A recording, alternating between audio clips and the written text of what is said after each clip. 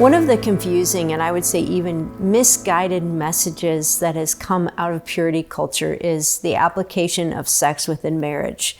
A lot of women have been taught in the church that it's your job to give your husband sex so that he doesn't struggle with pornography or he's not tempted to have an affair. And that's a tremendous burden for women to carry. Not only that, but it takes all the joy out of sexual intimacy within marriage. Now, I understand how people got there when they read a passage of scripture like 1 Corinthians chapter 7, verses 1 through 5. But I think with that passage, as well as every passage of scripture, we have to understand it within the context of the whole of scripture. And so what I want to present to you is a different way of seeing this. Sexual intimacy is very important within marriage. Both the husband and wife are called to steward their sexuality within marriage in a way that's building intimacy.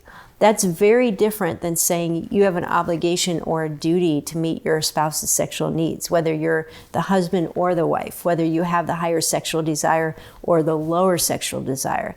The call is actually to prioritize sexual intimacy, to prioritize communication, to prioritize sexual pleasure together. When you put pressure on one spouse to meet another spouse's need for the purpose of resisting temptation, that really takes the onus and the responsibility of each person to steward their own sexuality.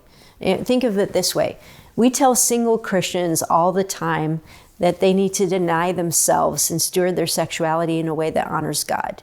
That command doesn't go away when you become married. There's an aspect of sexual intimacy that requires self-denial. That means that not every sexual desire and need you have will be met in marriage.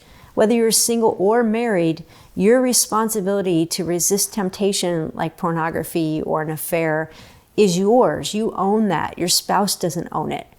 But part of the blessing of marriage is you now have somebody to journey with in terms of exploring sexuality and stewarding your sexuality and celebrating it.